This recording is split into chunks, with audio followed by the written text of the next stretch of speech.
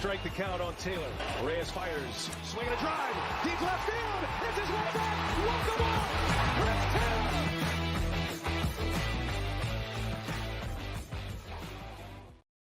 What's up, everybody? Welcome into DodgerHeads Live, presented by DodgerBlue.com, part of the Blue Wire Podcast Network. My name is Jeff Spiegel, joined tonight by Matthew Moreno, Blake Williams, here to celebrate the end of the 2023 regular season with, what do you know, another 100-win season. We're going to get into the significance of that number in just a moment. But, Matt, I'll start with you. The season's over. We take a deep breath, get a few days off. How are we feeling? Simultaneously, like, man, that went by in a flash, and it was a long year, like every other season. I mean, 162 games is not easy this year, especially with the different rain delays and the double headers and the scheduled doubleheader during the final week of the season, just kind of odd. And yeah, as much as, like you said, we take a proverbial break and maybe a sigh of relief, it's short-lived because, excuse me, the postseason obviously is right around the corner and we pick right back up. Yeah, absolutely. Blake, this is a nice little palate cleanser from some NFL football for me and you. I had to watch the Raiders get their butt kicked by the Chargers and then pretend to make it close enough just to throw an interception in the end zone. And you had to watch whatever we want to call that was. So it's good for us to be talking Dodger baseball at least, right? Yeah, I don't know what you're talking about. There's no football on today that I'm aware of. The good news is I'm doing pretty well in the NFL pick'em between the Dodger staff and some media. So I'm in second place right now, so I just need the Chiefs to pull it off and the Seahawks tomorrow, and I have a good shot at winning some money this week. So that made it slightly better. But yeah, it's good to see the baseball season's coming to an end here, and we can get to the fun of the postseason. Awesome. Well, lots to get to. We're going to get to that 100-win number. We're going to get to the pitching staff and the rotation and how they might get there. We're going to get to the last couple spots in the bullpen. We'll get to the matchup that will lead into the Dodgers series, as well as some odds and ends, some injury updates on Rojas and Taylor, a conversation about some defensive concerns, let's say, among other things. But we do have a super chat, so we appreciate those. Michael, we'll get right to your super chat as always. If you want to leave us a super chat, we will pause what we are doing and get to that. So again, thank you to those joining us live on YouTube and Facebook. Michael says, please God, tell me Ferguson isn't on the postseason roster. Matt, Blake, who wants to tell him? Matt, do you want to be the guy that breaks this news to him? Sure. Michael, we appreciate the super chat. We appreciate you tuning in, and everybody else who chose to skip Taylor Swift Sunday Night Football tonight. But yes, Caleb Ferguson will be on the postseason roster, and I even better or worse for you, he may even open a game or two in October, depending on how the Dodgers choose to shape things up. Yeah, Blake, I guess opener would be a good news for somebody like Michael, because that means he isn't coming in the 8th inning with 2 runners on in a high leverage situation, which I also think is a realistic possibility. Yeah, so he's a lock for the postseason roster, and Roberts already named him as one of the guys who could be an opener for them. But I wouldn't be too concerned if he's coming out of the bullpen. He's been much better when he's a reliever than when he's opening a game. A lot of his struggles have come as the opener, so as long as they keep him out of that role, I think it should be fine. Yeah, and look, we're saying he's a lock for the postseason roster. I am not saying I have wholehearted blind faith in Caleb Ferguson. If you've been watching our show, I've been asking some questions about Caleb Ferguson, and for the last couple of months, I think there have been good moments. I think there have been tough moments, but at the end of the day, when you look at the roster, and we're going to get to kind of how this all breaks down, left-handed relievers is not a strength for the Dodgers right now. And so whether you believe in Caleb Ferguson or not, when you look at the rankings of the guys that they have out there, I think it makes it pretty obvious that he is going to be on the roster again. Whether or not we can trust him to be determined. So again, Michael, we appreciate the super chat. We will get to, again, some more conversation around the bullpen and those last couple of spots. I love how Blake says he's a lock for the postseason roster. Everybody's a lock on Blake's roster a week ago. We'll see if any of those locks have loosened up a little bit over the last few days. But let's start from the beginning. And we appreciate, by the way, I see some folks in the comments mentioning this is your first show. Thank you. We are here live every Sunday night doing a show like this that goes up as a podcast on podcast feeds everywhere. And we also do live postgame, tons of live content coming your way in the next couple of weeks. Once the postseason hits, we do pregame shows and postgame shows.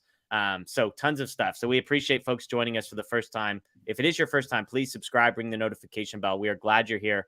celebrating the Dodgers. And that's what I want to start off with, guys, is a celebration. The Dodgers reach 100 wins for the third straight season. I'll say this, not all of us believed that they would get to this point, that we would see 3 digits in the win column for the Dodgers. Even I, who took the over on the win total for the season, had it in the high 90s, not 100. But I want to put 100 wins in perspective. So spare me a couple minutes here, because I think this is significant. And as I was doing a little digging on this, I found this to be interesting. So they finished with a .617 win percentage. And there's 2 ways that you can look at that number. There's 2 ways you can look at the 100 wins. That is their 6th best mark in the last 7 years, as far as win percentage goes, because I'm counting 2020, which obviously was a shortened season. That might sound disappointing, but there's another way to look at this. Prior to 2017, if you wanted to find a season in which the team posted a better winning percentage or more than 100 wins, you would have to go back to 1974. Between 1974 and 2017, the Dodgers never posted a season of 100 wins or a win percentage of more than .617. If you wanted to go past 1974, you would go back another 12 years to 1962. And then before that, you're in the Brooklyn years, and they're not even playing 162 games. So I just want to put that in perspective from a franchise perspective of just how rare and how unique this is. Even if, as I said, this is their 6th worst season in the last 7 years by win percentage. Here's a couple more stats. 10 NL West titles in the last 11 years, we know. This one's the one that I did not realize. The Dodgers are the first team in Major League history to win 100 games in 3 straight seasons.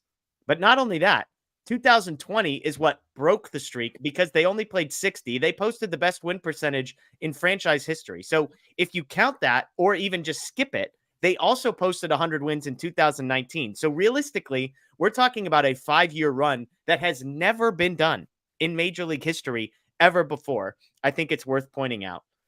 I found this stat interesting. Only 119 teams in Major League history have ever won 100 games. I don't know if that sounds like a lot of teams or a few teams to you, but winning 100 games is incredibly difficult. Between 2005 and 2016, that's 12 years. Just 6 teams won 100 games. Now, this year, 3 teams won 100 games, so some years have more than others. But, Matt, I'm just trying to put in perspective how absurd it is. Like, I have tried to express this throughout the year, how much I feel like we are taking for granted a team that is winning 100 games. If you had been born in 1972, you would be 45 years old before you ever saw a team, a Dodgers team, win 100 games. And yet we have now seen it done basically for the 6th time in 7 years. Yeah, I know you're choosing to focus on 100 wins, and understandably so. But I mean, even if you want to extend this period back to 2013, when they, they started their reign over the NL West, like, it has been an unprecedented stretch in Dodgers franchise history. And whether it's the 5 years or the 13, like going back to 2013, like I said, I think what's unfortunate, and for me, I think both things can be true. A regular season can be appreciated for what it was and separated from how that year ultimately ended in October. Yeah. And, I can't help but think, like, if 2017 went different, like, I think fans, and fortunately I've seen a lot of in the comments tonight, like, there's a lot of celebration. There's not a bunch of, who cares? Like, let's see what happens in the playoffs. Right. Like, which who again, would do that, who could possibly, I mean, look, do that? I think me personally, I think there is room for both, right? Like I said, I think you can look at the regular season, and just from my perspective, this year's team completely outperformed expectations. Going into it, I think I had them around like 92, 93 wins. We'd have to go back and pull up check the tape. Yeah, our intro video for the season. And then, I was really, kind of down on them as they were struggling through the first few months. But, credit to them, the rookies. I know there will be a time and place to really dive into everything, into what the season was. But,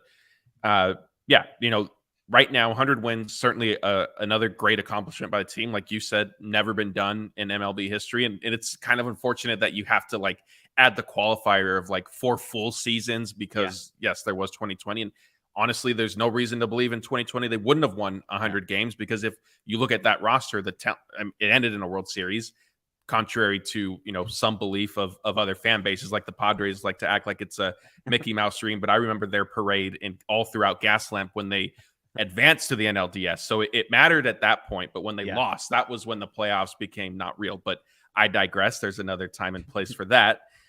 The 2020 season, if it was a full year, the Dodgers would have won 100 games. And so at this point, like, you wouldn't have needed that, 4 full seasons type thing. But yeah, it's a testament to, the franchise kind of top to bottom, the front office, minor league development, player development, scouting, everything. It's just been a great effort. And, hopefully this October can kind of be another positive ending for the team. Blake, I see some people in the comments that go straight to, but the playoffs are all that matters, which I don't think any of us would disagree that a World Series title is dramatically more important than a regular season win total. On one hand, I would say to that person, the playoffs haven't started yet. So like we could choose to not celebrate 100 wins, or we could choose to celebrate it because we don't know how the playoffs are going to end. I know you're a guy that has kind of shifted your focus there and kind of said, hey, if this doesn't end in a World Series, maybe who cares is strong language, but it's less important. So how do you process all the stuff that we just talked through, how rare it is to see a team win 100 games in general, but then also for a team like the Dodgers to be on a run like they are? The playoffs haven't begun, but how are you choosing to process the season that we just got to experience 1 week before the postseason that will ultimately determine the true narrative begins? I think I'm kind of in the middle of, like, the regular season doesn't matter and the playoffs are all that matters, and it's really impressive to win 100 games because at the end of the day, the regular season is the best test for how good a team is. Yeah. And when you can win 100 games for 4 consecutive full years, like, that's impressive. No one's ever done that before. But then also, I think last season kind of broke me a bit in the regular season regard because they won 111 games and I was hyping up how great their season was and how we should all be proud of it. They had a historic season. I wrote an entire column about how great they were and how much we should appreciate that. And then they lost in the postseason, and it kind of just all went down the drain. No one cared about what they did in the regular season anymore. We can look back on it and say, yeah, it was really cool, but they didn't win. So, like, what's the point? Yeah. So I'm kind of in the middle there. Like, it's really cool to win this many games, and it's special, but also at the end of the day, no one cares if you don't win the World Series. And I think the players would kind of tell you that same thing. Like, all the regular season accolades are great, but they just want to win a ring. So if you don't pull that off, you just kind of fail at your goal. And getting there was cool. It was a nice path, but you still fell short. I think what I've landed on as I've processed this year, especially, and I see this reflected in the chat of how unique this year has been and how low expectations were. There's far less on the line in 2023, it feels like, because, like you said, a lot of people were not expecting this team to even win the division, expected to make the playoffs, but not to win 100 games, potentially not even to win the division. And I guess I've landed in a place of, as a fan, wanting to strive for some nuance in what makes me happy when I follow a team like the Dodgers. Because if I just say to myself, hey, it's World Series or bust, I'm going to be depressed most of the time. Like, all teams but one lose. And you could be incredible. We've gone over what a crapshoot the playoffs are. And so it's like, if you're going to bank, 365 days of happiness on the Major League postseason that, like, the best team in the league probably has a 30% chance of winning the World Series in, that's kind of a miserable way to live. And you're just setting yourself up for failure and disappointment. And I don't say all that to say who cares if they win the World Series, because obviously 2020 is a moment that I will never forget. And I long for more of those moments. But it's almost like, why can't I have my cake and eat it too? Like, why can't I be desperate for another World Series and yet at the same time enjoy the fact that this team won 100 games, that they've exceeded expectations, that a bunch of rookies have contributed, that the future is bright. And by the way, 100 times in the last, 6 months, we got to go to bed or wake up the next day knowing that the Dodgers had won the night before. And again, as somebody who was born not back in 1974, but in 1988 and saw absolutely mediocre baseball for the first 16, 18, 20 years of my life, I just choose, Matt, to appreciate this in the midst of knowing it might all be for naught. Like, this team might lose in the NLDS. They might lose in the NLCS. They might lose in the World Series. That is likely to happen. There is like an 80% chance they will lose in one of those 3 rounds. And yet, I still think, Matt, there's room to appreciate and enjoy what we got to experience and to enjoy the moment that we're in right now. Yeah, that's definitely fair. And that's, I think, the right approach to take. And for me personally, like, I don't necessarily look at, a June win against the Diamondbacks and say, okay, they won tonight, but what does this mean for October? I think stuff like that tends to happen amongst us when we have sometimes some spirited debates about the team and, the outlook and stuff like that. And I think that's for me when I look ahead and say, okay, yes, maybe the Dodgers are on a 5-game winning streak, but let's look at kind of how they've won these 5 games. Like, what is it going to mean for, that's when I kind of marry the two, if you will. Yeah.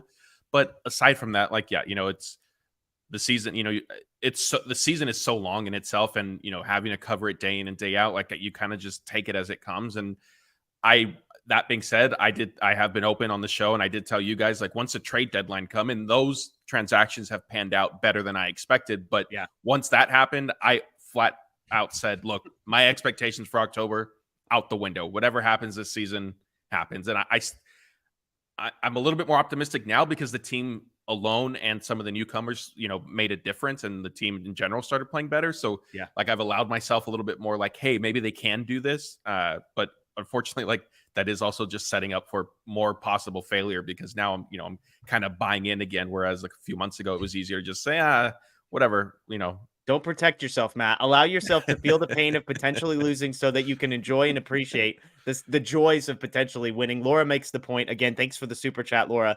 She says almost half the league makes the playoffs now. I'm not sure that I like that. Blake, I'm with Laura on this, which is why I am so very thankful that the Dodgers get a bye and get to avoid this whole wild card nonsense.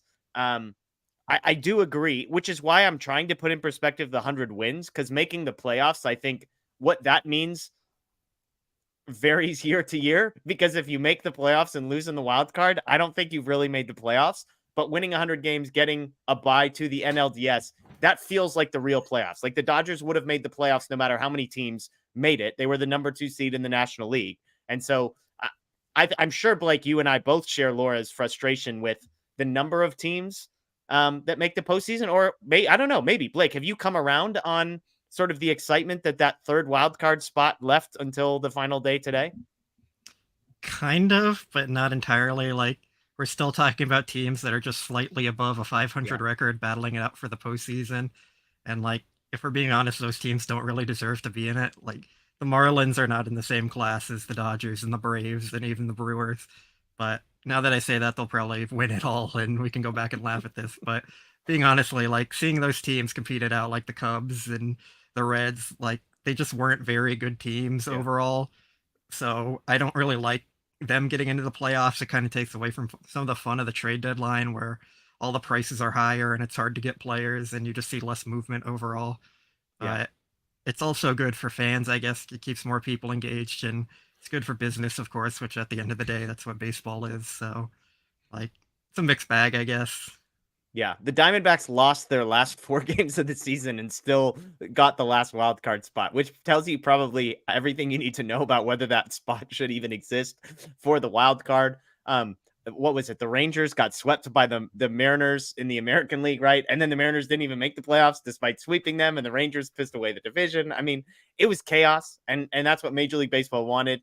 I'll full disclosure, just between the three of us, because nobody else is, paying attention. I paid no attention to what was happening in the AL wild card. I mean, I live in Portland, so I've got some Mariner fans in my life, and every few days it'd be like, oh yeah, what's the latest on that? And it was like, oh yeah, they're definitely going to make it. We're all in. And then it was like, they would lose. So, there's too many teams. Go back to when it meant something and you had to be great in the regular season. I understand how frustrating it is when only 4 teams were making the playoffs, out of 15 or 16 or whatever. That's hard. That's really difficult. And yet that's why you play 162 games, so that the best teams advance and so that the best teams have a real chance of winning the World Series. But, Matt, one positive here that before we transition to another topic of winning 100 games is something that you pointed out to me. They beat the Giants this weekend, and that the Dodgers winning 100 games means the Padres lose more games, means the Giants lose more games, means all the teams we hate lose more games. That's another benefit. The Giants yet again below 500, right? Yeah, they went into the series, I'm pretty sure, needing to sweep it in order to avoid a losing season. And I think maybe they tried to inspire the troops by firing Gabe Kapler Friday, a couple hours before first pitch. And then and then spending the weekend, challenging Miguel Rojas, whether this much of his heel was on the grass of a game that didn't matter at that point. And then they wanted to also layer in, they decided to just hit a bunch of Dodger hitters and start chucking at people. Look, I none of those were intentional, fine. But like when you get to a day like the last day of the regular season, you can't go hitting 3 guys in one game. Like that's unacceptable. Like, yeah. And I know I'm getting a little bit ahead because I think we're going to touch on the Rojas, like the challenge thing and, Kai Correa's decision and all that. But yeah, that could have been bad. Well, I mean, give me your take just while we're here on the decision to challenge Rojas's positioning in a game that was genuinely meaningless. So in my seat, it was annoying and frustrating because again, like he was barely on the grass, if that, and the game, like there's nothing to play for at that point. Conversely, like, is Kai Correa trying to show Giants management like, hey, look, I pay attention to the smallest detail ever. Like, this is why I should maybe be considered. The first line of his resume is I'm willing to challenge defensive positioning. That's like point number 1 on why he should get the job. Yeah. So like from his perspective, I guess I could understand it, but honestly, like he's in the very minority in that sense. Like Dave Roberts did say after the game, like he's fine. He understands it. Miguel Rojas called it a desperate move. Freddie Freeman was asked about it. He kind of laughed and then he just said no comment. I think that speaks volumes. Yeah. Lance Lynn, sure he had thoughts. He was in real time letting the Giants have it. Yeah. The inning ended. He's yelling at them. He gets back into the Dodgers dugout. He's still yelling at them. And then of course, right after that, then Miguel Rojas ended up getting hit. And so that just made it, all the more frustrating. Yeah. Blake, look, when I was following today's game and saw the third batter hit, can we just forfeit? Like, just go home. Who cares? I mean, they needed the 100th win, so shout out to the Dodgers. That whole monologue I just gave would have been meaningless if they forfeited. But, like, that was crazy to me to see all these guys getting hit. Yeah, it's not ideal, but I think regarding the challenge, I didn't really have a huge problem with it because, like Matt said, Correa's kind of arguing for his job next year, and even if he's not their manager, he might still be on their staff and in the organization, so I can't really blame a manager too much for trying to win a game and have his resume up. But yeah, it was kind of a whole circus with all the hit by pitches and everything. Like, you can't be doing that. Yeah. It's nice to see. Yeah, but I just think Matt's point, the big picture, it's nice to see the Giants going home. I was sad, guys, that Brandon Crawford, he didn't get a retirement tour. We didn't get a whole year of celebrating Brandon. No, it wasn't. Okay. Well, I'm not going to miss Brandon Crawford, I guess is my point. I think, is he even retiring though? Or is it just like he's going to be a free agent, right? And they're just not sure if he's retiring. Yeah, I think like it was kind of unclear, which I think makes it a little more awkward because I felt like the Giants were celebrating it. Maybe he is retiring. Maybe he has given them like a heads up, like, yes, I am doing that. But I don't think, to the best of my knowledge, it's not entirely clear. So then it's kind of awkward. Like you're sort of celebrating this guy and he's going to be in the Diamondbacks lineup, playing against you next season. Okay, so Matt, if I gave you over under December 1st before Blake and Scott hop on a video and say that the Dodgers should consider signing gritty Brandon Crawford to add a veteran bat, are you taking the before or after on December 1st? No, I'm taking before December 1st, and it's going to be coming from Scotty because he's the gritty player development. However he likes to phrase his isn't he affinity. Is Crawford a UCLA guy too? He is. Yeah, Blake, what do you? I mean, you're involved in my question. Are you taking the over under on Dodgers should sign Brandon Crawford before December 1st? I mean, he would be the latest in the old Giants to current Dodger pipeline that they've had for so many years, but no, I don't see it happening. They're going to get Lux back, and they already have Rojas locked up, and we can't push Rojas out of that spot. Well, and I guess we'll have to check with future player development VP Gabe Kapler on whether or not he thinks Crawford's got anything left in the tank. He can give them the insight once the Dodgers hire him, because I think we all agree that that feels inevitable unless the better opportunity comes.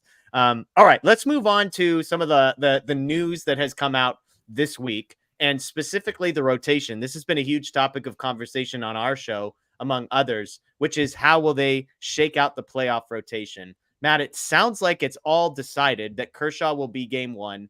Bobby Miller will be game 2. Is that fair? Like Roberts has basically come out and said Kershaw game 1, Miller game 2, right?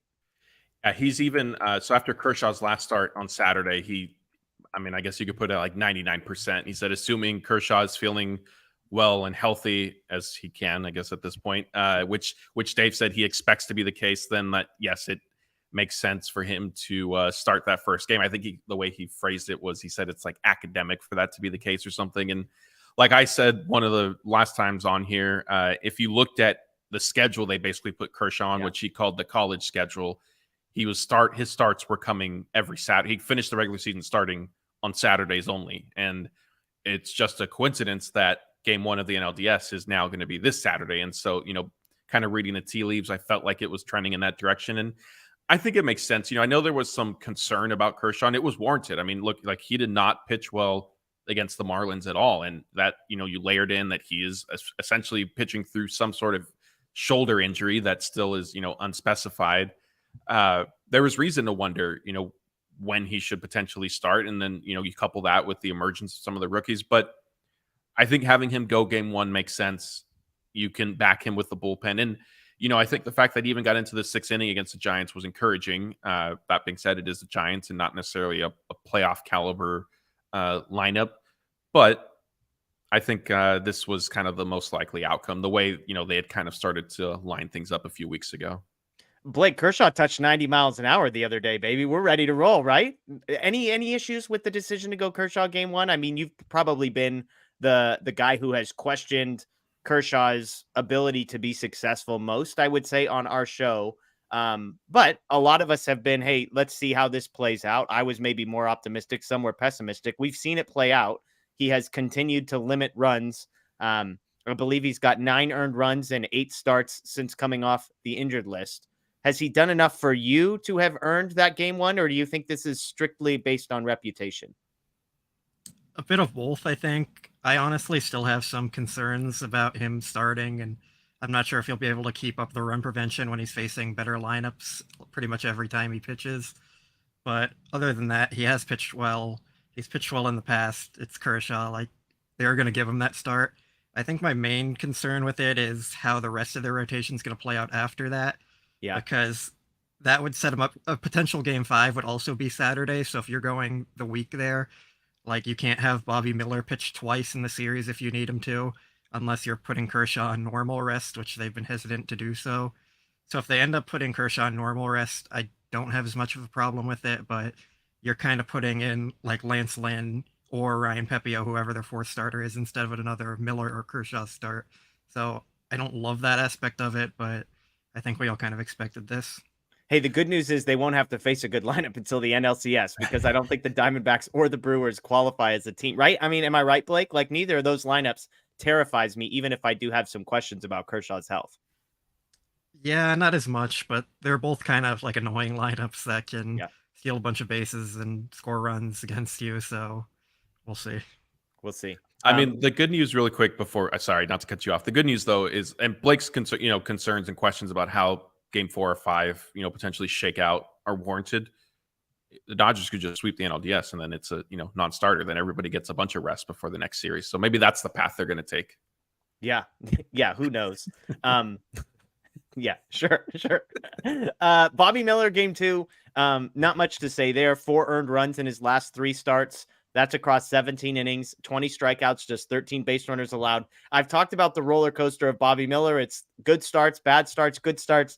I don't know if that means it's a good thing he's in the midst of good starts or if it means we're due for some clunkers. But Laura, another super chat, she said MLB, I'm assuming she was talking about MLB Network, was going over the playoff roster and didn't mention our rookies as if it's not relevant. Only mentioned Bobby Miller. This gets to the question, guys, of who is the game 3 starter. We've sat on here and just assumed, well, surely it's going to be Lance Lynn. I had Andy McCullough on. He's like, come on, obviously Lance Lynn is going to be the 3rd starter. It's just assumed. And then Dave Roberts takes the microphone. And I love these moments because part of me thinks he's totally clueless that what he's about to say is going to like be a topic on a show like this. I think he's just sort of like shooting from the hip. And he's like, oh, well, Lance Lynn and I talked about this a couple of weeks ago, that nothing was guaranteed. He was specifically asked what Lance Lynn's role in the postseason was going to be. And he said, quote, I don't know.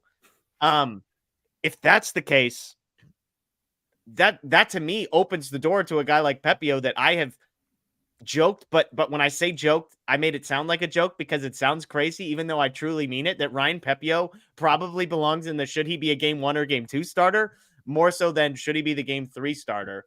So Matt, you and I and Blake, we've already talked about this, but to Laura's point, rookies like Ryan Pepiot are going to be a huge part of this conversation today, sitting here with no Dodgers games between now and when the NLDS starts.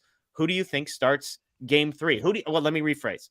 Who pitches the most innings of any Dodger pitcher in game 3? Because it may not be a starter, but if we're going starter or bulk guy, would you guess Pepiot? Would you guess Lynn? Do you think they go bullpen game? How would you play that out? Yeah, this is tough because as I was sitting here listening to you go on, through that, part of me wondered, like, I could see a scenario because I guess I'll preface it and I'll start it with, I don't think Ryan Pepiot starts a postseason game in the NLDS. I think he'll probably follow an opener. And so then part of me wonders, do they just try to go Kershaw Pepiot in game 1 and then figure Lance Lynn in game 3, and if it extends beyond that, if it's not Kershaw on regular rest or whatever the case is, then they could do a bullpen game. Yeah. Just a straight. So you're saying Pepiot could be the guy who backs up Kershaw rather than Emmett Sheehan, who I think most people have kind of penciled in. Yeah, maybe Sheehan would end up getting the nod there. Forgot about him. Sorry, I guess group me in with MLB Network and forgetting the Dodger rookies. That's a good point. I just honestly, I get my bigger thing is the Dodgers. I could see them going in so many different directions that I think there's only so much you can kind of sort of predict and try to forecast. But yeah, I guess Sheehan would probably be the more natural piggyback to Kershaw. So that being said, I'm still going Lance Lynn more innings than Pepiot in a game 3. Blake? Yeah, I think it'll be Pepiot, and I think Sheehan is the guy who's going to follow Kershaw because he's striking out everyone in his short stints when he's out there pitching. So I think that makes sense. So I can't see a team as smart as the Dodgers saying Lance Lynn is a better option than Ryan Pepiot, even with the veteran presence and whatever else they have there. It's just, you have to go with Pepiot. It might be something they decide on how they play in the first 2 games, though. Like if they're up 2-0 in the series, they might say, hey, let's go with Lance Lynn, and then maybe Pepiot could pitch early in the NLCS. But yeah, I just don't see them going with Lynn if they're in a hole or anything or tied. The good news is the Brewers and Diamondbacks are 23rd and 24th in Major League Baseball in home runs. So I guess if there's good news for the Lance Lynn Hive, it's that at least in the NLDS, they're facing a team. Obviously, it's worth noting he was placed on the bereavement list. Matt, have we heard any information? Not that we need information, but is there any question about whether or not a week from now he would be back with the team? It hasn't been brought up, so I'm assuming that he will be. But, I don't know. Obviously, I mean, I'm pretty sure I saw the beat reporters saying that there was a death in his family. Okay. So obviously thoughts and prayers to Lance Lynn and his family. And I mean, if he needed to take, however much time, if needed to extend beyond kind of the usual maximum 7 days, or whatever the case is, obviously the Dodgers are going to give that to him. They're not going to say, well, no, we kind of need you back to start game 3. So that could potentially be a wrinkle to things, but so far there hasn't been any indication that would be the case. Okay, a couple more super chats here, and then we'll finish the conversation on postseason roster. Michael, I think, was responding to some things in the chat about a pitcher who could potentially get out of military service. Blake, it sounds like you're a little more clued in on what's happening here. This is a free agent pitcher, potentially. No, he's the guy the Dodgers signed. Oh, got it. 2 months ago or whatever it was. But yeah, in the league he's playing in, he would be exempt from military service if he wins the gold medal in that championship game, I believe. So I don't know the exact details on it or all that, but that's what he's referring to, I believe. Okay, there you go. Michael, thank you for the super chat. We also have one more question here, shifting the conversation a bit. Should the Dodgers go after Yamamoto and Snell in the offseason? Come on, the playoffs haven't even begun yet. We're already talking postseason. On the list of guys who would not be the most popular Dodger in the history of the franchise, Blake Snell has to be high on that list. He is very good. Don't get me wrong. I guess it's a weird conversation to have right now, but I'll make it big picture. Matt, when we're about to talk about all these young arms they have, Walker Buehler's due back next season. Dustin May at some point, Tony Gonsolin at some point. You've got all the young guys that we're about to mention: Bobby Miller, Ryan Pepiot, Michael Grove, Emmett Sheehan, Gavin Stone, guys that are in Double-A, Nick Frasso, Landon Knack, etc. do you think that starting pitching will be a priority? Obviously, Clayton Kershaw, just depending on what he decides to do, is another name to keep in mind. Do you think the Dodgers make starting pitching a priority and go after guys like this who would be two of the biggest names on the market? Or what do you think? Yeah, I don't see starting pitching being a priority for them, although I think it will be a need because, yes, even though, you're going to be counting on Walker Buehler coming back, potentially Tony Gonsolin, potentially Dustin May, like it's almost a repeat of what we've gone through the past couple seasons where the Dodgers are banking on health and things to sort of go right. And that's, I think, a dangerous game to play. Personally, I'm not. Blake Snell has had a fantastic season this year. I'm not particularly high on him. He's not efficient enough for my liking. I think, he can kind of grind through Old school Matt is not looking for 4 2/3 from his Cy Young pitcher over here. No, he can, kind of grind through some outings, but he's not somebody I would go and, sort of break the bank on. Well, it's interesting because I see people in the chat saying like, well, all these guys are going to be gone. But again, if you look at all of the young pitchers, like if you want to give opportunities to Bobby Miller and Ryan Pepio and Emmett Sheehan and Gavin Stone and, like you only get 5 spots in your rotation. Walker Buehler's coming back. One of those spots will be his. Again, May, Gonsolin, depending on their health and when they're available next season. It's one of those, is there a need for established, you can count on me starting pitching? Absolutely. Is there a need for just starting pitching in general? Not really. Because if you go out and sign Blake Snell, it means Emmett Sheehan or Gavin Stone or people like that aren't just going to be getting reps at the major league level. Obviously, Ohtani is the person we are not talking about here because he will not be pitching in 2024, but the Dodgers expected to be among those in on him. Blake, real quick, do you think starting pitching will be a priority for the Dodgers next offseason, or do you think they kind of let the young guys carry them through? I think it'll be a priority, and I think some of it might depend on what happens with Kershaw. If he's healthy and decides to return, it might be less of a priority, but he could also retire or go to the Rangers, as we know he's been kind of. Don't say it, Blake. You're not allowed to say Kershaw to the Rangers on this show. That's a rule. Kershaw himself has said it's a possibility, so. Yep, that's fine. If he wants to come on the show, then I will allow him to break the rule and not you. But yeah, I think they're going to target starting pitching. They need it. I know Friedman has liked Yamamoto for a while, so he would probably be my top target because I do think they need a top of the rotation guy. As we've seen this year and in years past, you can't rely on 5 starters. You need more like 10 starters who can pitch at the major league level. And I don't think they want to do the thing where they're calling up guys from AA to make their debuts again and relying on them before they're ready. So I do think they're going to be active targeting starting pitchers. I don't really see Snell as someone they'd target because coming off a big year, he's going to be expensive. I think he's going to be 30, if I'm not mistaken there.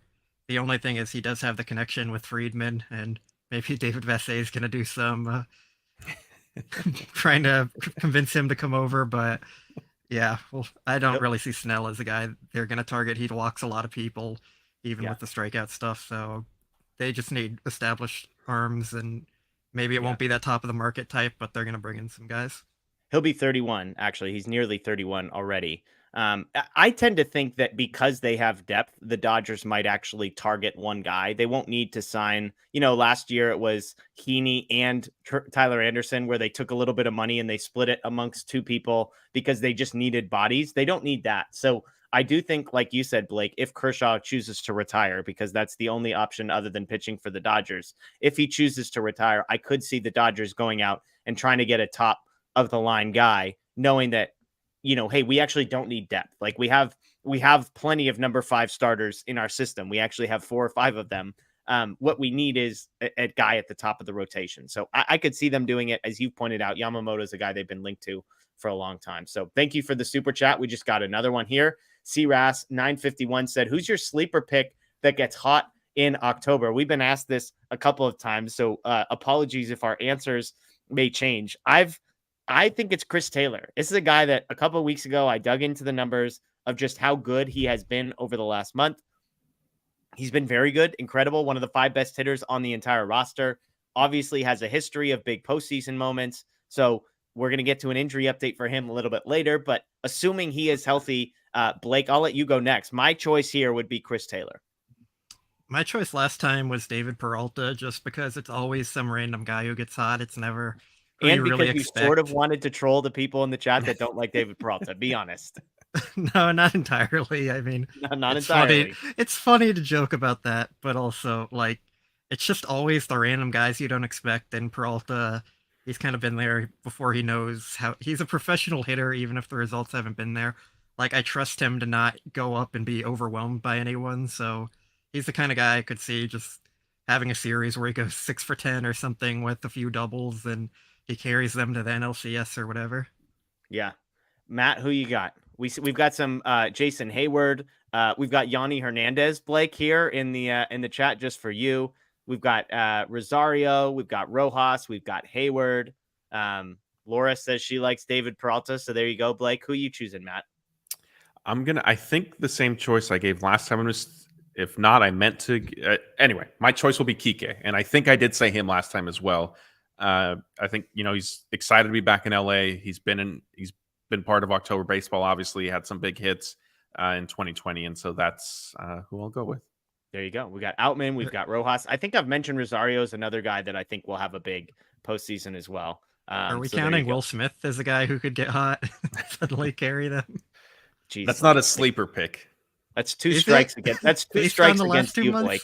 Calm down, Blake. Calm down. First, you're going to talk about Kershaw going to Texas. Now you're going to just dump on my guy Will Smith. Easy over there, Blake. Easy. I mean, when Austin Barnes is starting game 1 with Kershaw and then NLDS.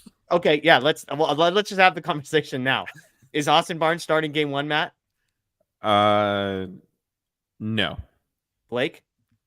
I'm gonna say no, but it wouldn't totally shock me. He's cut Kershaw the last 2 or 3 starts already on the Saturday games instead of his usual Sunday role. So if they're kind of lining him up as Kershaw works better with Barnes and Kershaw's not pitching at full health, it wouldn't totally shock me. It's going to be an ugly pre/post game show if I'm doing it and Austin Barnes is in the starting lineup, because that means either Will Smith or JD Martinez is not in the lineup. It would just create an opportunity for Will Smith to have a big pinch hit late in the game if it does happen. So just look at it that way. No, don't do it. This is one advantage of Kershaw starting game 1 is that I'm like, there's no freaking way they can start Austin Barnes in game 1. They can't justify it. Off days every other day. They cannot justify game 1. And if he's not catching Kershaw, then they can't justify game 2 or game 3, maybe game 4, because then by at least you'll have played a few games. But if Will Smith gets a full week off and then doesn't play game 1, oh my gosh, this is what you've done to me. We're going to get back to our conversation here. Let's get to the NLDS roster. Unfortunately, Austin Barnes is a lock for the NLDS roster, but there are some things. Well, let me start with you, Blake. Do you still have the same 26 players all as padlocked down on the NLDS roster, or have 1 or 2 of those locks come loose? I'd say maybe it's 24 or 25 locks. I could see Grove sneaking on from my previous guys who weren't on there, but I think it's still mostly set. It just kind of depends on what they do with Lance Lynn or maybe Ryan Yarbrough. Yeah, no, I agree with you. If you missed our conversation a week ago, we assume the Dodgers are going to be taking 13 pitchers to the NLDS. That's the most you can take. You could take 12 and you could take 14 hitters. There is no maximum number of hitters that you take. There is a maximum number of pitchers. You can't take more than 13. Of course, there's a real chance they don't take 13 because this is a 5-game series with off days in between every single game. And so do you really need to have 10 relief pitchers and 3 starting pitchers? We'll see how the Dodgers pan that out. Colton Wong would be the 14th hitter, so it's not like you're necessarily dying to get him on. I've kind of hinted maybe Johnny DeLuca as a pinch runner type, although between Rosario, Taylor, they have other guys who are probably better runners that you would trust more in that spot. So if they do go 13 pitchers, I've got 11 as a lock. I've got Kershaw and Bobby Miller, obviously. I've got Evan Phillips, Ryan Brazier, Brusdar Graterol, Caleb Ferguson, Joe Kelly, Shelby Miller, Alex Vesia, Ryan Pepio, Emmett Sheehan. I have those as locks. I think the last 2 spots come down to Lance Lynn, because if he's not a starter, I'm not sure he has a spot on the roster. Michael Grove, Ryan Yarbrough, and I'll throw it out just for the sake of this, Victor Gonzalez, if you want another lefty, and Yarbrough's not the guy. Gonzalez, who was called up when Lance Lynn was placed on the bereavement list. It is worth noting, by the way, that Arizona and the Brewers, the two teams the Dodgers could face. The Diamondbacks are 23rd in weighted runs created plus against left-handed pitching. The Brewers are 18th. Arizona is 17th against righties. Milwaukee is 23rd. So what I'm basically getting at is if you play the Diamondbacks, they are dramatically worse against left-handed pitching than they are against right-handed pitching. So it's possible you want a third left-handed arm in the bullpen outside of Vesia and Ferguson. Again, that could be Yarbrough, or it could be Victor Gonzalez if you don't feel like you need the bulk of Ryan Yarbrough. So Matt, I'll come to you. If you've got 2 spots left and it's down to Lance Lynn, Michael Grove, Ryan Yarbrough, and I'll throw Victor Gonzalez in just for fun, which of those 4 players do you think grabbed the last 2 spots? Can I answer it too? Can I give you who I would pick and who I think they'll pick? Sure, please. Okay. Who I would pick would be Grove and Yarbrough. Okay. Who I think they'll end up picking are Lynn and Yarbrough. Okay. And I know it is a shorter series. I know that there are the off days, but I just think all we've heard from Dave Roberts and Andrew Friedman over the past month is, they're going to take this. You're going to have big boy pitching plans in October. It's going to be unconventional. It's going to be about, just finding the best way to get 27 outs each night. And I think Yarbrough's ability to fill multiple roles, they'll want, even if he's not necessarily the most logical candidate for a short series with off days, stuff goes wrong in October and you never know what can happen. And I think not having him on the roster, his versatility would be something that they would end up sort of kicking themselves on. Blake, my hot take as I look at this list of 4 is that I actually think Michael Grove might be the safest bet of the 4 to make this roster. Like if I had to pick one of these names, I would be tempted to put Grove. I don't think he's going to be the first of the 2 names that gets written down, but I think he's second. I just don't know who the first name is. If you had to choose between these 4, you can answer the same way Matt did. Who would you choose versus who would the Dodgers choose? I think I'm in the same boat as Matt, but it really just depends on what they do with Lynn. If they're going to start Lynn in game 3 or 4, he's going to be on the roster, of course. But if they don't see him as a starter, I just don't see any point in carrying him on the roster because he's probably not going to be a reliever or at least perform better than the other relievers. So yeah, it really comes down to that decision. Like if he's starting, he's a lock. If he's going to be in the bullpen, they're going to take him off and put on Grove or someone. So I think I'm hoping it's going to be Yarbrough and Grove just because those are probably the best 2 options there, but it wouldn't totally shock me if they go with Lynn and Yarbrough. Would it shock you if it's Lynn and Grove? No, not necessarily. I mean, you kind of want to bet on your best stuff in October, and Yarbrough has been great, but I don't know how many people are going to trust him coming into a playoff game against the 3 hitters in a lineup with the game on the line and going with the guy throwing 87. And just not ideal. Yeah. Yeah, but that's where grit becomes a factor, and Yarbrough has plenty of grit. Yeah. Yeah. Big trade deadline acquisition. Yeah. It would be funny if at the end of the day, Lance Lynn and Ryan Yarbrough somehow are both not on the roster. It's like they go out and get these guys at the trade deadline and neither of them ends up making the postseason roster at least. And look, the NLDS roster is a whole different animal than the NLCS roster. Like I think Lance Lynn is absolutely going to be on the NLCS roster if they make it. I don't even think it's going to be a question. But I think in a 5-game series where if you decide Pepio is your number 3 starter, I'm actually I'll zag a little bit and I'll go, I think it's Lance Lynn and Michael Grove who make the roster. Although, again, I pointed out the Diamondbacks are not great against lefties. So I could see them getting aggressive and swapping out a Lance. I think it would be Lance Lynn that would lose his spot to Ryan Yarbrough. Like, I think you're choosing between Lance Lynn and Ryan Yarbrough. And I think Michael Grove gets the other spot. That's my guess. Let's talk really quick about the 2 teams. We've kind of mentioned this, the Diamondbacks versus the Brewers in the wild card round. The winner of this series, there is no reseeding. So the winner of this series play the Dodgers in the NLDS. Blake, we knew the Brewers were going to be the team. We've talked about that. That's not a team any of us are very excited about potentially playing. The Diamondbacks are kind of best case scenario for the team that would be facing the Brewers. I mean, I think the Marlins were kind of a mess starting pitching wise. But the Diamondbacks, I mean, you look at this team, the Dodgers were 8-5 against them this season. They had a negative run differential this year. They were negative 15. They gave up more runs than they allowed this year. The Diamondbacks had the 18th best record in baseball since the All-Star break, tied with the Mets. And as I mentioned, they lost their last 4 games and backed into the wild card. So if somehow the Diamondbacks could get out of this wild card round and beat the Brewers, Blake, that would be a dream scenario for the Dodgers. I don't know about a dream scenario. I mean, don't think. but like I'm not comparing it to playing the the Rockies or something like that. Of all the teams that are in the postseason, this team is not very good. Like they were 32-38 over their last 70. I still think the Marlins might have been the ideal scenario if you're talking about those teams. The Diamondbacks, they're just an annoying team to play against. Like, they're going to get on base and they're going to steal against you. And stolen bases are something the Dodgers have had problems with for a long time. So I feel like that could kind of swing the series in their favor. If they just get hot, it only takes, like, a blue pit can be a double for them very easily. And it's just not the team you want to play. They know the Dodgers and they've given them some problems before. But then on the other hand, the Brewers, they have their great pitching staff. They've been really hot recently. Like, I don't want to make the mistake of underestimating either of these teams and saying like they're an ideal team and giving them some bulletin board, even though they probably won't see this. But I mean, like, wow, come on, shots fired at our reach, Blake. I just don't know if any Diamondbacks players are coming on and watching our Dodgers show, in all fairness. But like, yeah, they both could win. It's the playoffs. Anything can happen. We've talked about it so much.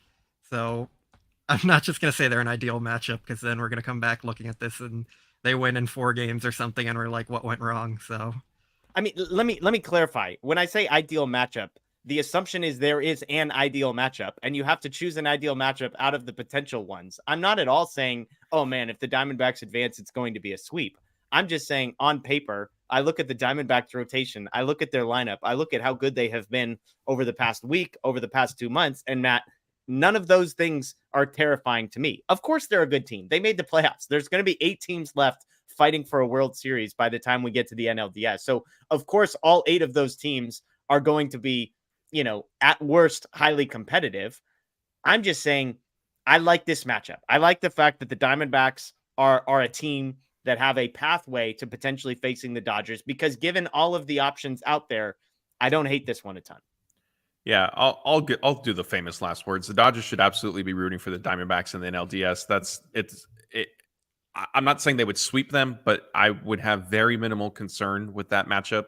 I get what Blake is saying in terms of stolen bases, and that gets heightened and accentuated in the playoffs. But the last time the Dodgers and Diamondbacks played, I think they only had like 2 stolen bases maybe in the series, and 2 or 3, and they both came like in situations where it didn't really make a difference. I just think the Diamondbacks aren't necessarily that great of a team. I know they got off to a hot start, but then reality set in, if you will. So yeah, if this ends up being their bulletin board material, then I'll come back on here with you guys and I'll wear it. But short of that, I agree with you. I think looking at the postseason field, I will say the Marlins would have been the most favorable matchup for the Dodgers just because I don't think they're ready for October baseball by any means. I have the Diamondbacks right behind them. So I guess in my book, this is the second best possibility for the Dodgers, but I'm not expecting the Diamondbacks to pose much of a threat to the Brewers, and so I'm not even anticipating them making it. Hey, 3-game series, man. Crazier stuff has happened. Can I point out the Diamondbacks have Christian Walker, who historically has just absolutely killed the Dodgers? Like, that's not something I'm too We excited would to expect see. nothing less from you, Blake, than for you to point that out to us at this moment.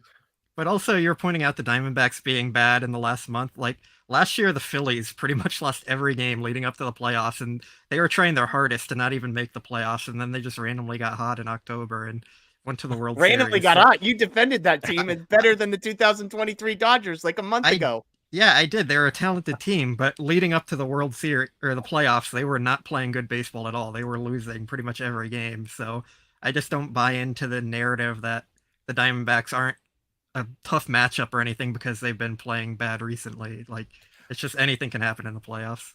I mean, if I need to clear, I'm not basing my opinion on the Diamondbacks' recent play. I'm basing it on just them being the Diamondbacks, period. And again, if this ends up being bulletin board material, I'll wear it. And to your point about the Phillies, like that does make sense. But that Phillies team last year has more talent than the Diamondbacks do this year. So like, I don't know. Anyway, I'm not even expecting them to get out of the wild card series. So a week from now, this may not matter. Nobody is saying that the Dodgers are going to walk all over the Diamondbacks if they get there. All I'm saying is, Matt might be saying that. I'm not saying that. All I'm saying is, given the options, a 32-38 over their last 70 games, lost their last 4 coming in. Not a team that hits a ton of home runs. Those are all the types of things that make me feel good. So let's get to some odds and ends here before we leave. And maybe this next one is kind of a huge update that is worth talking about. Let's talk a little bit about Chris Taylor and Miguel Rojas, some injury scares that the Dodgers have experienced over the past couple of weeks. Matt, give us the latest. Both of these guys were hit by pitches. Miguel Rojas a couple days ago. Chris Taylor on Sunday was hit on the knee. What's the latest? Are either of these guys in danger of missing some postseason time? Yeah, fortunately, as of now, it doesn't seem that way. And honestly, looking at both players when they got hit, like the Dodgers, I think Dave Roberts said they dodged a bullet with Rojas. I mean, you could apply that to Taylor today as we're recording this Sunday as well. Anytime any batter player gets hit in the hand, wrist area, that's usually bad news because there's so many different bones in there and, they could easily be broken.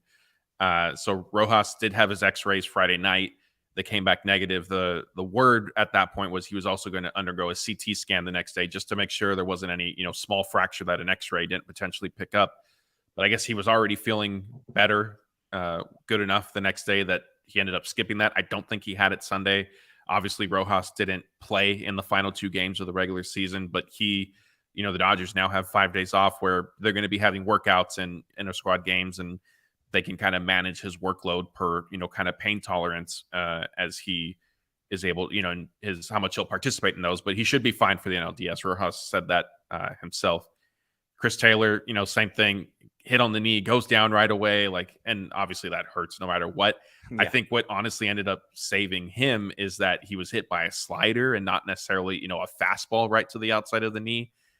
So Chris Taylor didn't speak with media, I don't think, after Sunday's game, but Dave Roberts said that he should be fine. Blake, it's kind of a weird scenario because as you go into a game like Sunday where there's nothing to play for other than the elusive 100th win, and yet because of the way rosters are constructed, you have to throw guys out there. It's not like you have a full roster of backups. This isn't the old days when you could expand rosters to 40 and just bring in a bunch of players. I mean, it feels like with a week to go, maybe you should be able to expand rosters to 40 just so the Dodgers don't have to play any of these guys in games where they could risk getting hit. I mean, I know that sounds like a ridiculous idea, but I hated the fact that the Dodgers had to keep putting guys in the batter's box against a player on Sunday who hit 3 different players, and they had no choice but to keep throwing their best players up there. Yeah, I mean, for the playoff teams, it would be nice to have those bigger rosters, but if they were playing in a game that mattered where, say, the Giants were fighting for the playoffs and they got to face a throwaway lineup from the Dodgers, and then it ended up kicking out a team like the Marlins or the D-backs, that's disappointing for a team like that. So I think it's just better for baseball to have the stars playing and everyone playing every day. You get more competitive games. It's better for the fans. It's better for the other teams.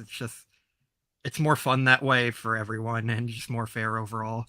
So I also didn't like the substitutions in those olden games where they would take 3.5 hour to 4 hour games because they're bringing in 17 pitchers and every pinch hitter is coming up. And yeah, it was just a lot. Just get these regular season games over with when they're meaningless and let's move on to the playoffs. Matt, if Taylor or Rojas were to miss some time, obviously Rojas at shortstop, that would presumably mean Mookie Betts would be seeing a lot of time at shortstop, I would imagine, unless they wanted to go Kike Hernandez and Ahmed Rosario, although both of those guys have historically, since coming to the Dodgers, have been platoon type players. Kike Hernandez less so than Rosario. Chris Taylor, sort of one of those platoon guys, so maybe his injury wouldn't have quite as dramatic of an impact.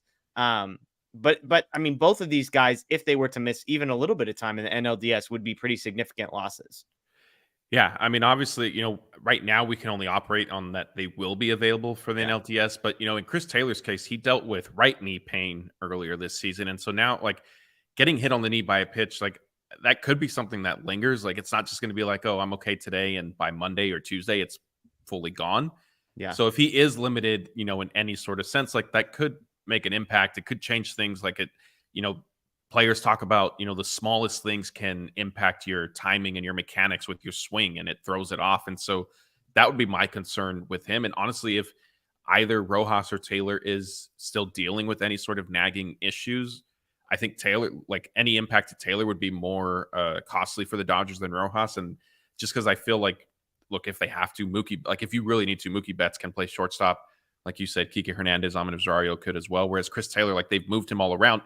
And Chris Taylor, if Rojas is dealing with some sort of hand issue, Chris Taylor is probably your backup shortstop at this point. That's true. He's been hitting very well. And Rojas, to his credit, also started swinging the bat better late in the season. But Chris Taylor has a little bit larger sample size, obviously a little bit more of a track record in October. And so, you hope that they're both available. If one or both of them are not, which again, I'm not seeing that being the case, then we're looking at, like you said earlier, is Colton Wong getting a spot on the roster?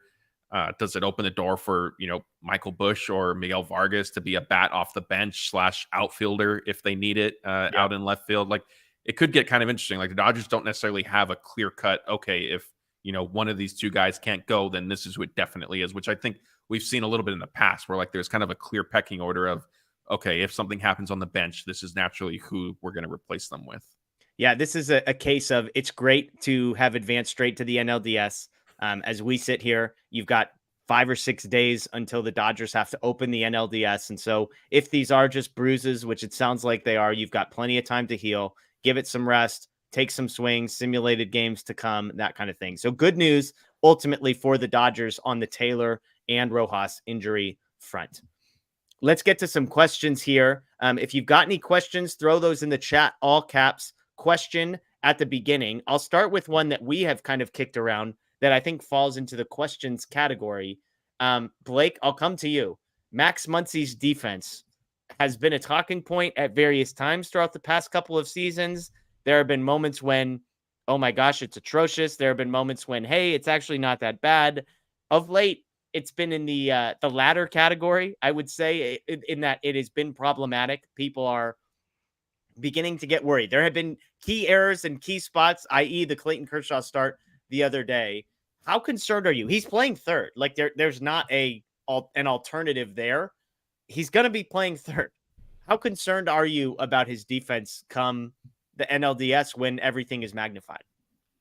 I have some concern about it because it hasn't been good. It's been bordering terrible, if not absolutely terrible. But if you're going in the past this season too, he also had a stretch where he was grading out as one of the best defenders in baseball. So I don't know if it's a mental thing right now or what he's going through. It's possibly fixable because he had that stretch where he was really good.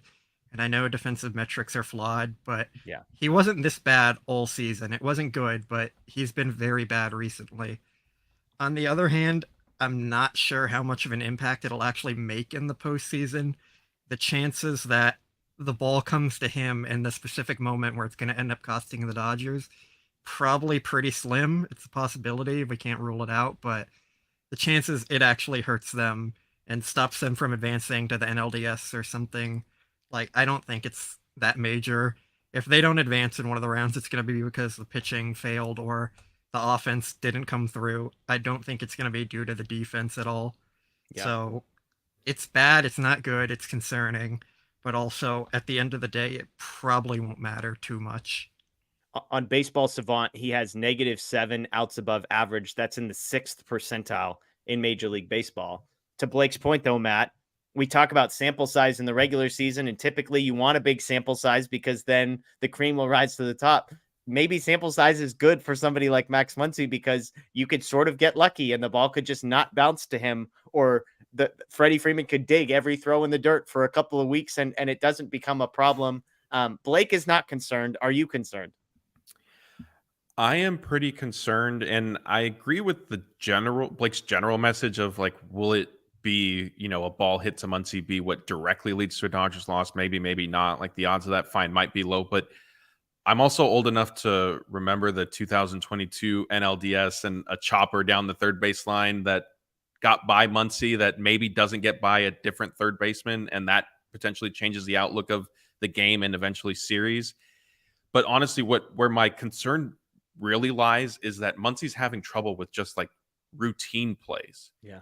If it's, he's not making diving plays to his left or right, like fine. But that, like the ball that he booted in Kershaw start on Saturday was pretty much a regular chopper right to him. I know Dave Roberts said it had some funky, I think his quote was funky spin on it or something, which, I mean, I guess, but look, like that happens in baseball. How many times in the playoffs, because of how random things are, do we say like, oh, it was just this one bounce that ended up making the difference? And so I unfortunately, like you said, Muncy is locked in at third base. Like that's fine. Like it is what it is. But like, given what I've seen from him, and especially to Blake's point, if it is any sort of mental aspect, like those aren't necessarily easy to overcome. Like if it was something mechanical, physical, like you could kind of address it. If it's just your footing and needing to get that better, like you could fix that. These players are talented enough to solve that in 5 days.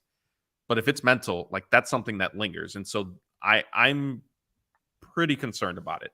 Yeah, it's fair. It's fair. Let's get to some questions here. This first one's for you, Matt. Doom wants to know, have you heard the Dodgers opening their inter-squad games to the public this week? They did make this announcement. Do you know details? It's Wednesday, I believe. Is that right? Yeah, so far the only indication is the only game open / workout to attend for select season ticket holders is going to be Wednesday. They haven't announced times yet. They usually have been anywhere from like 4 to 6-ish, 4 to 6:30 in recent years.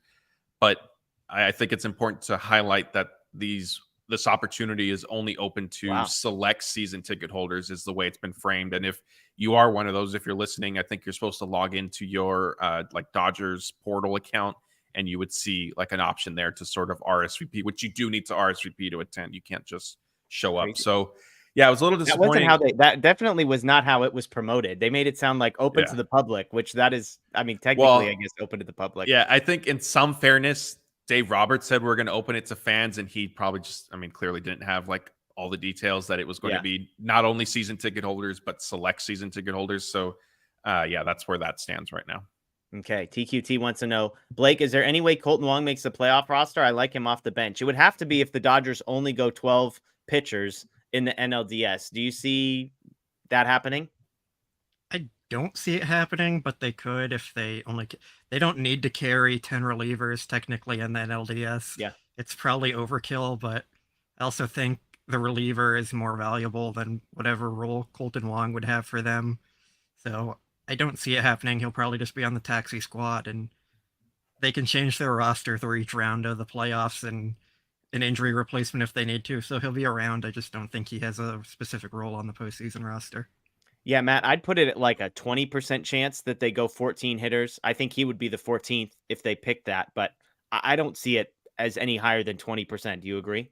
Yeah, I mean, honestly, I think even that might be a little bit high, but yeah, not likely at all. Okay, Ederico wants to know, what's your prediction for the division series? How many games in the 2 scenarios? I have 4 against Milwaukee and a sweep against Arizona. I'll go add 1 to both of these scenarios. I think it's a 5-game series if they face the Brewers, and I'll go 4 games against Arizona. I think the Dodgers win both would be my prediction. Matt? I agree with Ederico. I think it's 4 against the Brewers, and I think they'd end up sweeping the Diamondbacks. I'm just going to lean all the way into it at this point. I gave them the bulletin board. Blake's picking us to lose to the Diamondbacks. How many games do we lose to the Diamondbacks in, Blake, and how many games does the Brewers series go? I'll just go random and say they're going to sweep Milwaukee and go to 5 against Arizona, just because it's the baseball playoffs and nothing we predict ever comes true, because no one knows, and that's the fun of the playoffs. It's just all random. So to clarify, are the Dodgers winning game 5 against the Brewers or against the Diamondbacks? Excuse me. Let me flip a coin and I'll let you know. Jeez Louise. Yeah, the Dodgers win in both those scenarios.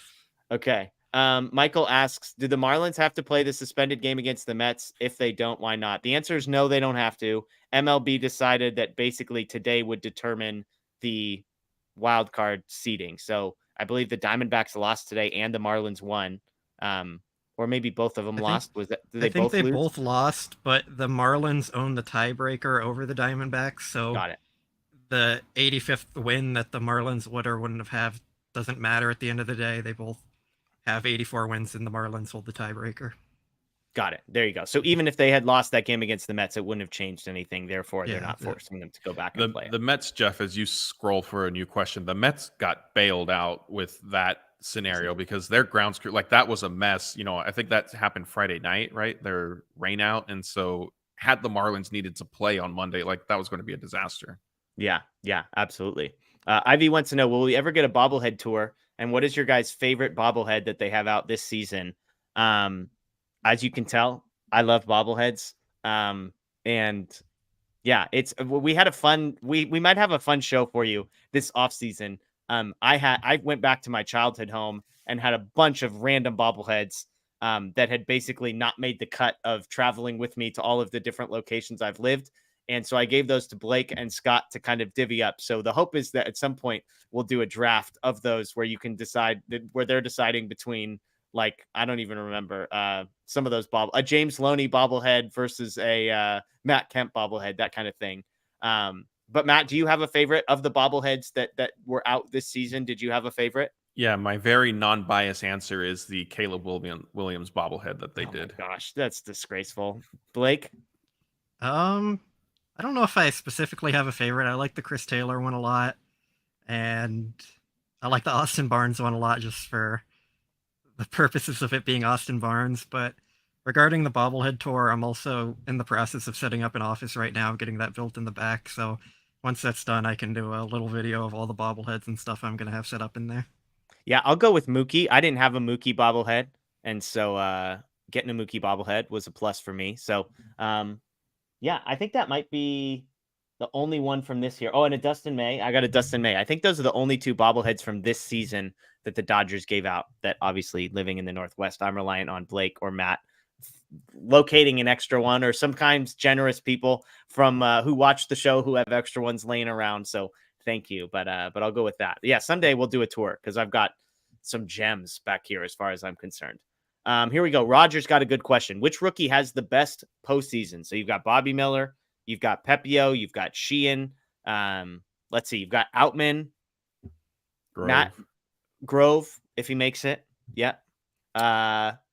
Matt, you want to take a swing? Yeah, I'll go with Sheehan just because I think we've seen him kind of in a specific role for the longest time, sort of recent, like they've been kind of setting him up for October and he's excelled in it. So I'm going with Sheehan. Blake? Matt stole my answer. I was going to say Sheehan, but I'll pick Pepio just to loop a bit and get another answer there. I mean, we've all talked about we think he should be the number 3 starter and he should even be in the mix for their top 2 starter. And also just thinking about this, it's kind of funny. Like at the beginning of the season, I would have said Miguel Vargas easily would have been my pick. And it's just funny how the baseball season goes looking back on that. And yeah, so, but Ryan Pepio, that's where we're going.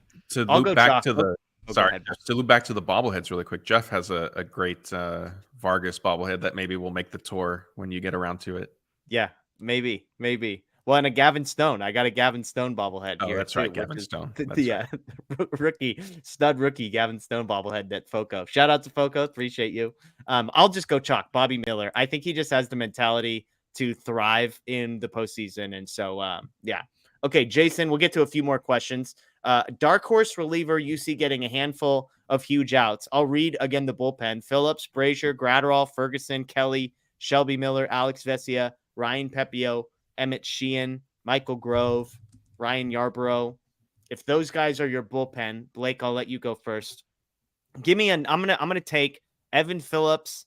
You know what? I'm gonna make this more challenging for you too. I'm gonna take some names off the list. You can't take Phillips, you can't take Brazier, you can't take Gratterall, and you can't take Joe Kelly. Give me, yeah, Joe Kelly was just sitting there. That was gonna be the easy answer. So you've got Ferguson, Shelby Miller, Alex Vesia, Ryan Pepio, Emmett Sheehan, Michael Grove, Ryan Yarbrough. Give me one of those names that you like in a big spot. I'll go first. And it's a zag, and it's going to make people so mad in the chat. Give me Alex Vesia. Give me Alex Vesia getting some big Ks against some teams that aren't good against lefties. I like Vesia. Blake, you're mad about that answer. Yeah, I was going to take Vesia. He's been really good recently, and I know you could take him. Yeah, but that's boring. It's not good content here. So I'm going to take Caleb Ferguson because he's also been really good out of the bullpen. I know he struggled in the opener role, but these guys are going to pitch big innings against lefties. When there's lefties due up, they're going to be the guys Dave Roberts calls on. So I guess they're dark horse relievers in the aspect of most people are thinking they're not good right now, but I don't really think there's any dark horses in the bullpen. We kind of know all their roles and how they're going to be utilized mostly, so it's going to be one of the lefties for me. Well, Matt, there we go. We pissed everybody off by saying Vesia and Ferguson, who are probably the 2 least liked relievers in the entire bullpen. So If you're choosing from remaining names, I guess that gives you Shelby Miller, Ryan Pepio, Emmett Sheehan, Michael Grove. You want to take a pick? Yeah, I mean, I don't know if Pepio would be a dark horse selection just because we've seen him pitch pretty well for a long A time. rookie. He'll be my cheat answer because also just by sheer volume, like he may have the most opportunities to get like the quote unquote big outs. But if it's not Pepio, then I'll go with Shelby Miller. I think Dave Roberts earlier in the season before he got hurt was trusting him in high leverage situations pretty quickly, and Shelby Miller kind of earned his way back into that role once he came back. And so I'll see. My two answers are Pepio and Shelby Miller. There you go. Can we throw Daniel Hudson on here? It's a dark horse coming back in the NLDS dark horse. series. That's definitely a dark horse. All right, let's do one more baseball question. If someone wants to throw a food question in there to end on a fun note, we'll do that. This is a good one, though. JRM wants to know, is Evan Phillips the closer in October, or do you see Dave making different moves based on matchups and situations? It's interesting because if I remember back as much as I can the last few years, they've kind of had two guys that were elite. So it felt like they could go traditional closer and then they had a fireman role. But it feels like they've sort of settled into Evan Phillips being the closer. Matt, I'll come to you first. My gut is that Evan Phillips is the closer and that Joe Kelly, Brusdar Gratterall, those types of Ryan Brazier are going to be firemen in different roles. Do you think that's how it plays out? Or do you think Evan Phillips faces the heart of the lineup whenever they come up in the seventh, eighth, or ninth? I think Evan Phillips is the closer unless he's needed in the seventh or eighth inning. Okay, Blake, speaking of great content, how do you want to respond to that answer? I think they're going to use Phillips in the highest leverage spot, no matter where it is in the game. I think Roberts has shown he can trust Gratterall or someone else to close, even if it's a lefty that ends up closing, like we were talking about those huge outs from one of those dark horse relievers like Vesia or Ferguson closing a game. But yeah, I think Phillips is going to be their guy they're going to use when the biggest outs are needed, and that's kind of how you should use your closer in the postseason. Yeah. Okay, we got two great food questions here, so we're just going to take both of these. And I'm going to say on the front end that you're not allowed to say nothing on either of these questions. All right, Matt and Blake, this is a rule of the show. First one, top two foods you can get at Dodger Stadium. You guys are there far more often than me, so I'll let you go first, Matt. Is the Caesar salad in the press box ruled out? No, that us common folk, Matt, have access to. I'll go the potato taquitos that they have out in center field. Those are really good, and they throughout the seat, like they were probably the best thing I had. And second is the cheesesteak was actually pretty good as well. Okay, Blake. See, I don't see the good value in those items Matt was picking. That cheesesteak, you're getting half there's a no sandwich. value. Value is not very part expensive. Well, I'm including value. That's fine. On reserve level, there is fanfare. They had a chicken sandwich with garlic aioli and cheese and lettuce I liked a lot. I don't know if they have it anymore. They might have got rid of it, but that was the best thing they've had ever, I think. And then I guess for my other option, I'll go with the California Pizza Kitchen barbecue chicken pizza. That's been my go-to recently just because it's decent value and better than most of the food they have there. CPK barbecue chicken pizza is just like an elite food all around. Do they still sell like Wetzel's pretzels or something like that? They got one of those stands floating around the stadium still? I don't think so.